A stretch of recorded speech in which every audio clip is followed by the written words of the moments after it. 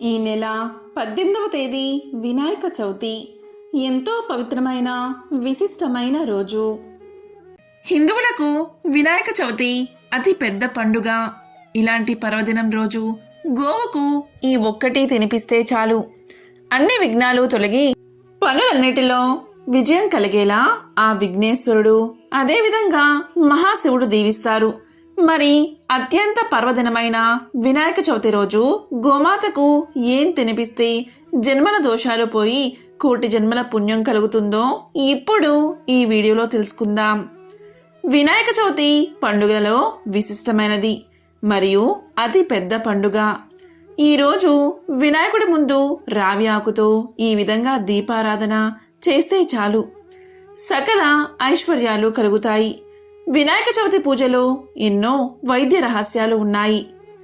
వినాయక ప్రతిమను కేవలం మట్టితోనే చేయాలి. ఆ విగ్రహాన్ని 21 పత్రాలతో పూజించాలి. నవరాత్రులు పూజించాక నీటిలో నిమజ్జనం చేయాలి.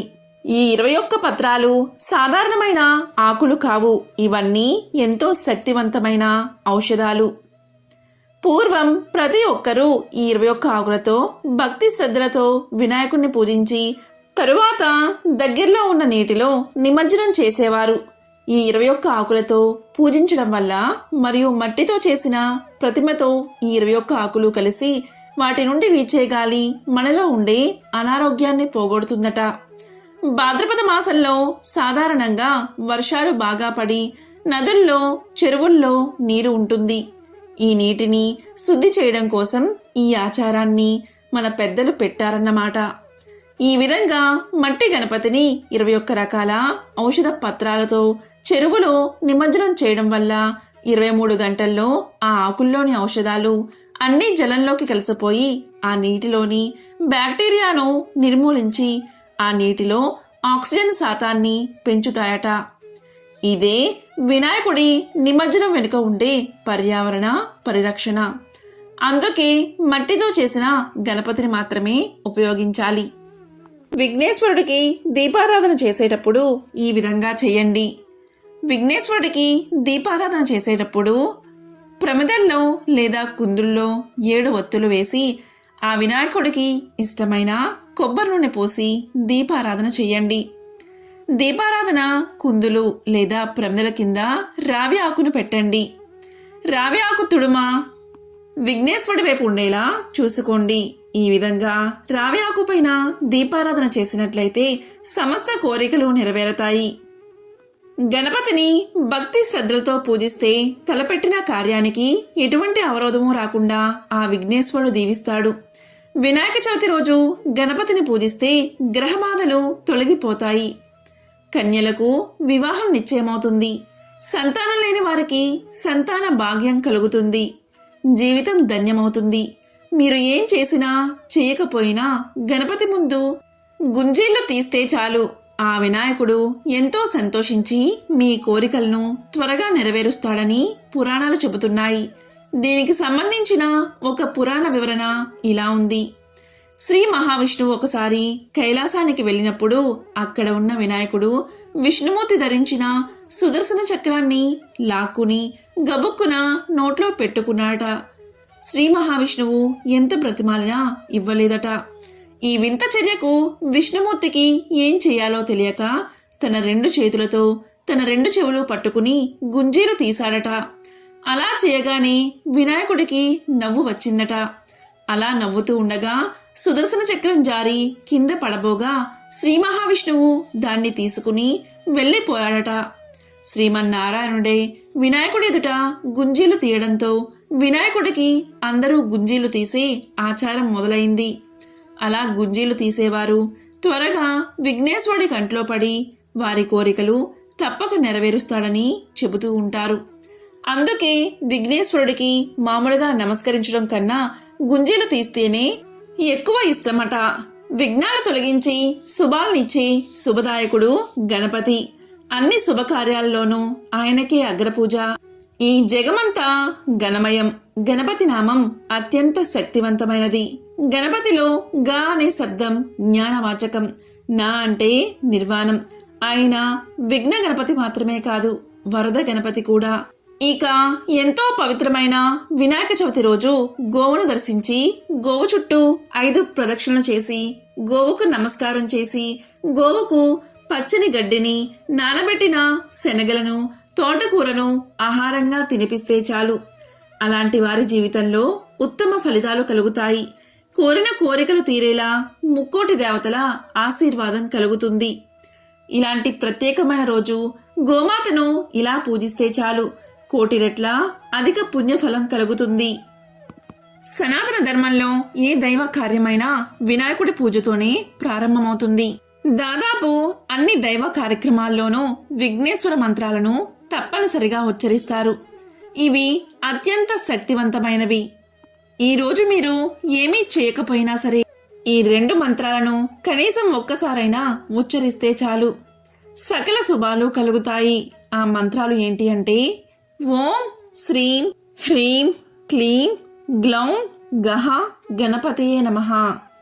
ఓం శ్రీం హ్రీం క్లీం గ్లౌం గహ గణపతయే నమః. శుచి శుభ్రతతో ఈ మంత్రాన్ని పఠించాలి. కనీసం 21 సార్లు పఠిస్తే విశేషమైన ఫలితాలు కలుగుతాయి. ఓం గం గణపతియే నమః. ఈ మంత్రం చాలా విశేషమైంది. అంటే దేవతల ప్రభువైన గణపతికి ఇదే నా వందనమని ఈ శ్లోకం అర్థం. గణపతి మూలాధార చక్రానికి అధిపతి. అందువల్ల ఈ మంత్రంతో మూలాధార చక్రానికి శక్తి లభించి ఉత్తేజితమవుతుంది. ఈ మంత్రాన్ని జపించడం ద్వారా ఆటంకాలన్నీ తొలగిపోతాయి.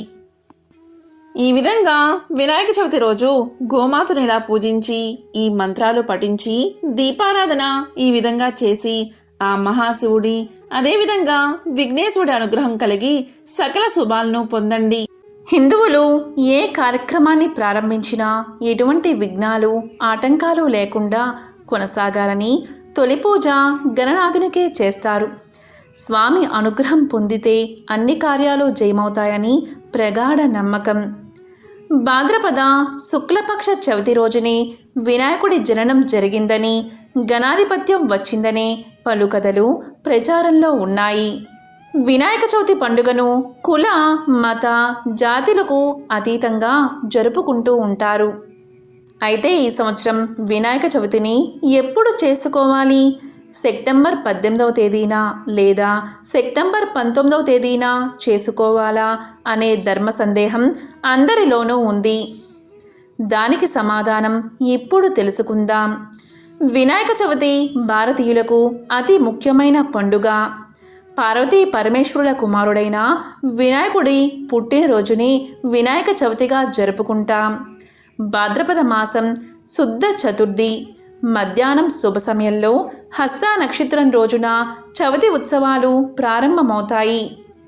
అసలు వినాయక చవితి ఈసారి 2 రోజులు జరుపుకోవడానికి ప్రధాన కారణం మనకు ఉన్న 2 సిద్ధాంతాలే.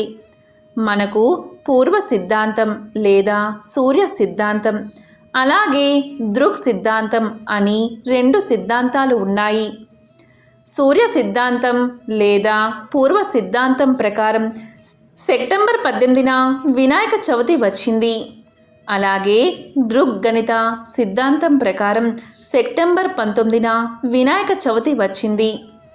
తిరుమల తిరుపతి దేవస్థానం అలాగే కొన్ని ప్రముఖ దేవాలయాలు సూర్యగణిత సిద్ధాంతం ప్రకారమే పండుగలు నిర్ణయించి జరుపుతున్నారు. అలాగే టీటీడీ వారు కూడా సూర్యగణిత సిద్ధాంతాన్ని అనుసరించే సెప్టెంబర్ 18న వినాయక చవితి ఉత్సవాలు జరుపుతున్నారు.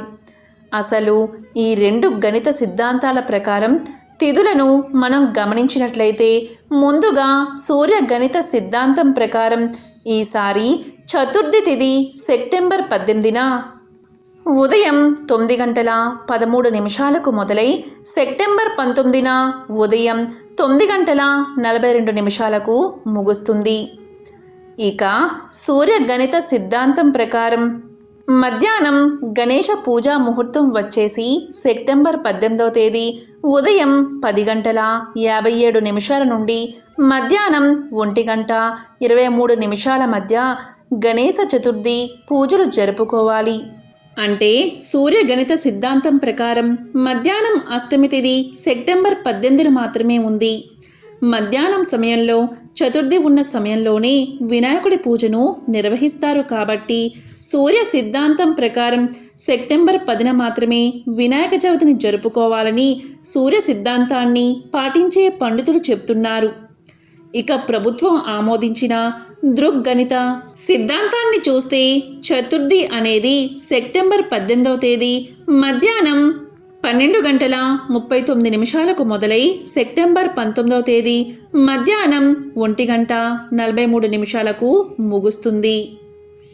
ఇక 19వ తేదీ గణేష పూజా ముహూర్తం వచ్చేసి ఉదయం 10:48 నుండి 1:14 వరకు, అంటే 2:26 కాలంలో మధ్యాహ్నం గణేశ పూజా ముహూర్తం వచ్చింది. సెప్టెంబర్ 18వ తేదీ మధ్యాహ్న సమయం చతుర్థి తిథి లేదు. కేవలం మధ్యాహ్నం 12:39 మాత్రమే చతుర్థి తిథి ప్రారంభమవుతుంది. సెప్టెంబర్ 18వ తేదీ మధ్యాహ్నం పూజా సమయం అయిపోతున్న సమయంలో చతుర్థి తిథి ప్రారంభమవుతుంది. అందుకే దృగ్గణిత సిద్ధాంతం ప్రకారం సెప్టెంబర్ 19న వినాయక చవితి జరుపుకోవాలని, ఈసారి సూర్య సిద్ధాంతం ప్రకారమైతే సెప్టెంబర్ 18న వినాయక చవితి జరుపుకోవాలని పండితులు చెబుతున్నారు. టీటీడీ వంటి దేవస్థానాలు కూడా ఈ సూర్య సిద్ధాంతాన్ని పాటించే పండుగలు నిర్ణయించి జరుపుకుంటున్నారు. ఇక మీరు సూర్య సిద్ధాంతాన్ని ఫాలో అయితే సెప్టెంబర్ 18న రాత్రి చంద్రుణ్ణి చూడకూడదు. అలాగే దృగ్గణిత సిద్ధాంతాన్ని ఫాలో అయితే సెప్టెంబర్ 19న రాత్రి చంద్రుణ్ణి చూడకూడదు. ఈ 2 రోజులు రాత్రి చంద్రుణ్ణి చూడకుండా ఉంటే చాలా మంచిది. ఇక వినాయక చవితి రోజు చంద్రుణ్ణి చూస్తే నీలాప నిందలకు గురవుతారని పురాణ వాక్కు. నీలాప నిందలు అంటే మీరు చెయ్యని తప్పుకు కూడా మీరు నిందలు అనుభవించాల్సి వస్తుంది. ఆ నిందలు మీపై పడి దాని ఫలితాన్ని కూడా మీరే అనుభవించాల్సి తీరుతుంది. కాబట్టి ఈసారి వినాయక చవితిని 2 రోజులుగా జరుపుకోవడానికి కారణం ఇదే. మీరు ఏ రోజు ఆచరించినా ఆ విఘ్నేశ్వరుడి ఆశీస్సులు తప్పకుండా మీకు కలుగుతాయి.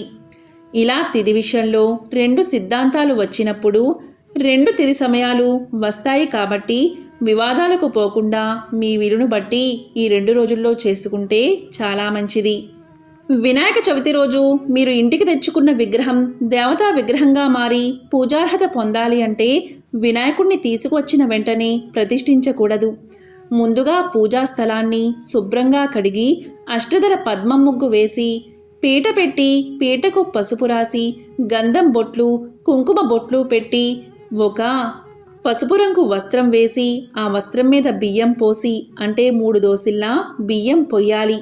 ఆ తరువాత 2 తమలపాకులు పెట్టి ఆ 2 తమలపాకుల మీద మట్టితో చేసిన వినాయకుడిని పెట్టాలి. ఆ తరువాత ఇంకొక 2 తమలపాకులు తీసుకుని వాటిపై పసుపు గణపతిని పెట్టాలి. ఆ తరువాత మట్టి వినాయకుడికి పసుపు గణపతికి గంధం కుంకుమలతో అలంకరణ చెయ్యాలి. ఈ విధంగా చేస్తేనే వినాయక విగ్రహం దేవతా విగ్రహంగా మారుతుంది. ఒకవేళ పెద్ద విగ్రహం అయితే తమలపాకులు కాకుండా అరటాకులు వేసి పెట్టవచ్చు. వినాయకుడి విగ్రహం కూర్చుని ఉన్న వినాయకుడి విగ్రహం మాత్రమే పూజకు ఉపయోగించాలి. అలాగే తొండం ఎడమవైపుకు ఉన్న వినాయక ప్రతిమను ఎంచుకోవాలి. వినాయకుడి పూజతో పాటు శివపార్వతుల ఫోటోకు కూడా పూజ చేయాలి. అలాగే లక్ష్మీదేవిని కూడా పూజించాలి. ఈరోజు 6 లేదా 8 అంగుళాలు ఉండే మట్టి వినాయకుడికి మాత్రమే పూజ చెయ్యాలి. రంగులతో ఉన్న పెద్ద విగ్రహాలు పెట్టడం ఈ మధ్య ఏర్పడింది, కానీ శాస్త్రాల్లో ఎక్కడా చెప్పలేదు. శాస్త్రాల్లో ఏం చెప్పారు అంటే విగ్రహాన్ని మట్టితో చెయ్యాలి, గంగలో నిమజ్జనం చెయ్యాలి, అంటే పూర్తిగా నీటిలో విగ్రహం కరిగిపోవాలి. ఇలా చేస్తేనే పూజా ఫలితం. అంతేకాని ఎంత పెద్ద గణపతిని తెచ్చాము అన్నది ముఖ్యం కాదు. ఆ విగ్రహం మట్టితో చేసి ఉండాలి. వినాయకుడి పూజలో ఎందుకు మట్టి గణపతి వాడాలి అనే ప్రశ్న మీకు రావచ్చు. దానికి పురాణ వివరణ ఇలా ఉంది. మట్టితో వినాయకుడిని చేసి వినాయక చవితి రోజు పూజించాలి. ఇలా పూజించిన మర్నాడు మళ్ళీ ఆ గంగలోనే కలపాలి. ఈ విధంగా సంవత్సరానికి ఒకసారి గంగాదేవిని గౌరవిస్తానని సాక్షాత్తు గణపతే దేవతలతో చెప్పాడట. కాబట్టి మట్టితో చేసిన విగ్రహాన్ని పూజిస్తేనే కార్యసిద్ధి. ఇంట్లో వారు కూడా ఈ నియమాలు పాటించాలి.